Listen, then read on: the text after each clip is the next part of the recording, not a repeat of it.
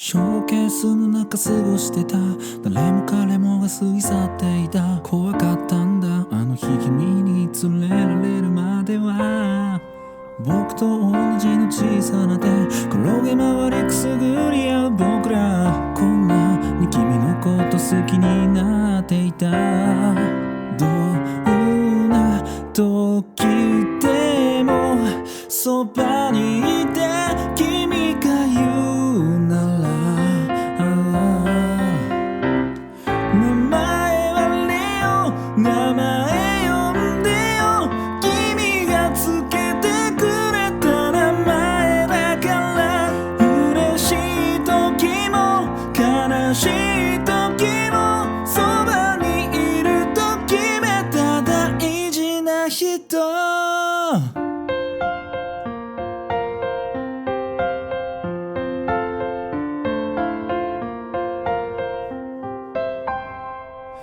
君が大きくなるほどに僕との時間は減るが通り、特に君の友達同士仕方がないよな。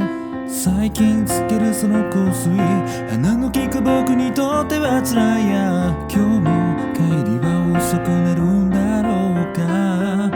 君がいない部屋、夢を見るあの日のことまた。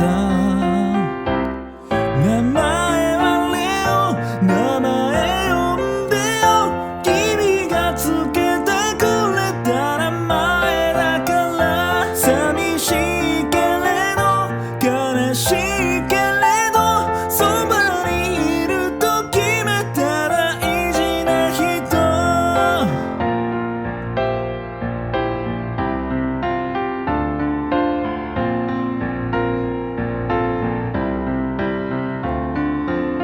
君が誰かと暮らすことを伝えに帰ってきた夜に撫でてくれたね。きっとお別れだね。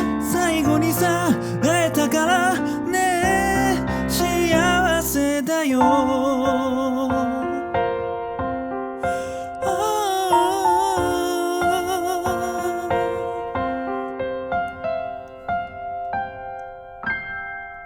名前はレオ、名前呼んでよ。君がつけてくれた名前だから、もう泣かないでよ。名前呼んでよ。あの日より大きな手で撫でてくれた。名前はレオ、名前呼んでよ。君がくれた名前でよかった。忘れない